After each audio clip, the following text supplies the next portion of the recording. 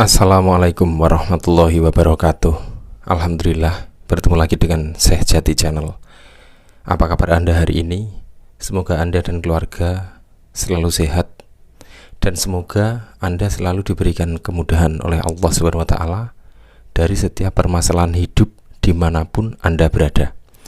Pada video kali ini, saya berusaha untuk menjawab pertanyaan spiritual dari sahabat Syekh Jati atas nama akun Jane Kitten. Pertanyaan tersebut ditulis dalam kolom komentar video Syekh Jati yang berjudul Mimpi Sukma Keluar Melihat Tubuh Sendiri. Langsung saja kita bacakan pertanyaannya. Sangat menarik bahasannya. Assalamualaikum Syekh Jati. Waalaikumsalam warahmatullahi wabarakatuh. Izin bertanya, sebelumnya yang lalu pernah saya bertanya tentang memiliki salah satu sifat kenabian level 4. Sebelumnya pernah saya bermimpi diberitahu bahwa saya dikaruniai atau diberkahi mimpi yang benar. Salah satu ciri jika saya akan mendapat mimpi adalah diberi rasa kantuk yang tidak bisa tertahan. Namun pengalaman mimpi saya di hari pertama puasa itu sangat berbeda dengan mimpi-mimpi yang biasa. Saya diberi kantuk dan tidur walau berada di rumah keluarga yang jauh. Mimpi kali ini benar-benar melihat badan saya menyaksikan kejadian pencurian yang terjadi di rumah saya, yaitu seorang laki-laki mencuri burung saya. Dan walaupun saya sudah terbangun, duduk dari tidur, kejadian itu masih berlangsung. Terasa sulit menyatukan keadaan saya yang saya rasa berada di dua tempat. Sampai sempat saya ternyata benar burung saya itu sudah tidak ada. Pertanyaan saya, Syekh, apakah mimpi seperti itu masih termasuk mimpi yang wajar atau umum? Kemudian yang kedua, mengapa sepertinya saya sulit bagaikan menyatukan suatu hal yang terpisah? Apakah ruh saya itu yang terpisah berada di tempat lain? Mohon pencerahannya.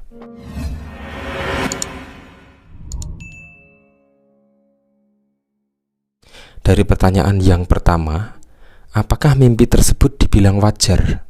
Para sahabat semua, mimpi itu kan merupakan sebuah gambaran atau petunjuk gaib, dan pengalaman itu berada di alam bawah sadar yang melibatkan penglihatan, pendengaran, pikiran, perasaan, serta beberapa indera batin lainnya dalam keadaan tidur. Mimpi itu sebuah bentuk visualisasi petunjuk yang masih banyak teka-teki yang rumit di dalamnya. Maksudnya, masih perlu diartikan dulu bahwa itu adalah mimpi. Masih perlu diartikan dulu. Tetapi di sini ada kesamaan antara sebuah mimpi dengan pandangan batin atau terawangan, yakni sama-sama menyaksikan kejadian dari alam bawah sadar.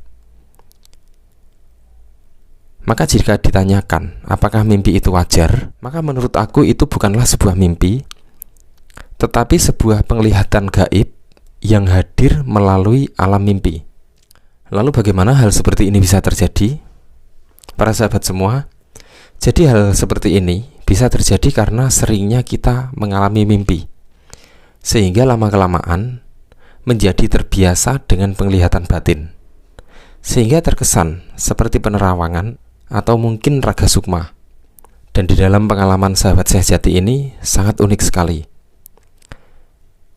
Jadi ketika rasa kantuk itu tiba-tiba datang, kemudian seseorang memasuki alam bawah sadar dan bermimpi, inilah yang sangat menarik sebenarnya.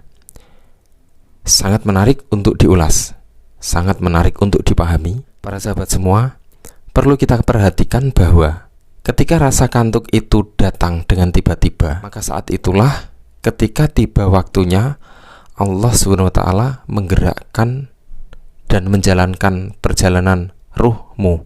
Hal ini seperti difirmankan di dalam surat Az-Zumar ayat 42. Allah memegang jiwa orang ketika matinya dan memegang jiwa orang yang belum mati di waktu tidurnya. Maka dia tahanlah jiwa orang yang telah dia tetapkan kematiannya.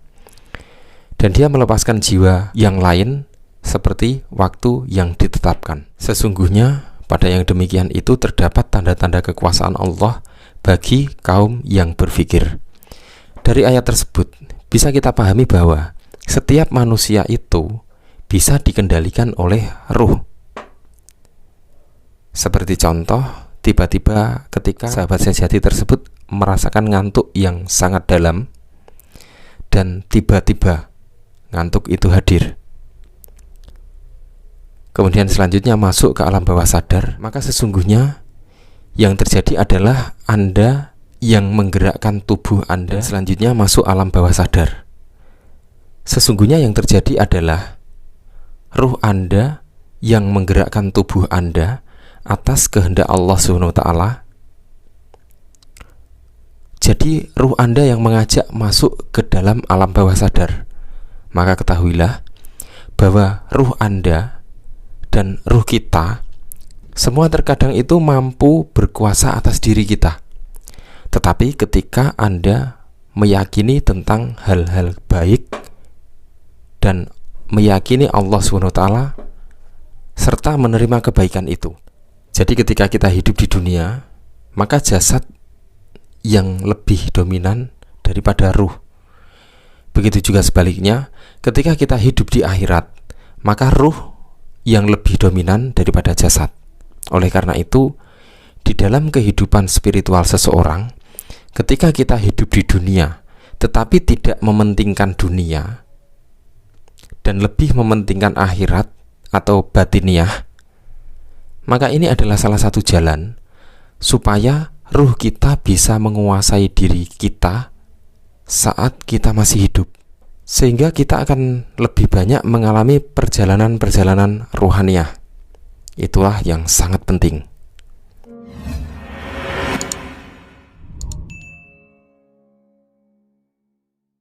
Kemudian pertanyaan yang kedua, mengapa sepertinya beliau sulit bagaikan menyatukan suatu hal yang terpisah? Apakah ruh itu yang berpisah berada di tempat lain? Para sahabat semua, untuk mengembalikan ruh yang terpisah, maka sesungguhnya tidak semudah seperti apa yang diceritakan. Misalnya dengan membacakan lafaz tertentu, kemudian ruh ditarik kembali ke dalam badan dan masuk. Mungkin tidak selamanya seperti itu. Para sahabat semua, sebelumnya untuk memahami itu semua, kita harus tahu bagaimanakah sebab ruh itu bisa keluar, sehingga kita bisa memasukkannya lagi. Karena pada dasarnya hal itu memiliki banyak sebab. Jika Anda pernah mendengar tentang ruh berdasarkan guna, maka bisa jadi ada bagian-bagian yang pernah lepas dari kehidupan kita, di mana bagian-bagian tersebut adalah bagian dari ruh atau bagian dari eksistensi ruh. Seperti contoh, ruh dari sudut pandang ilmu.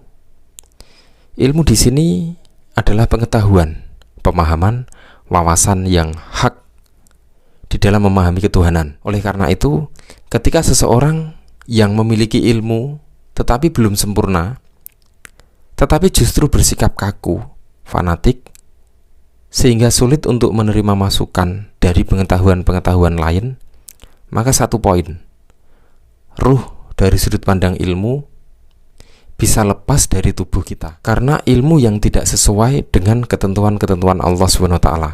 Maka saat itu meneteslah salah satu ruh kita keluar dari keutuhan pribadi kita.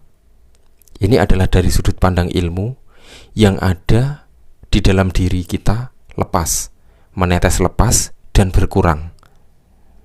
Maka begitulah juga dengan sudut pandang lain, seperti contoh ruh dari sudut pandang nafsu juga sama, ruh dari sudut pandang nurani, ruh dari sudut pandang rasa, ruh dari sudut pandang sang aku, itu semua sama. Dan juga masih banyak lagi jenis-jenis ruh menurut guna yang ada di dalam diri kita. Sahabat semua, masih ingatkah kita ketika ditiupkan ruh Allah ke dalam diri kita ketika masih di dalam kandungan?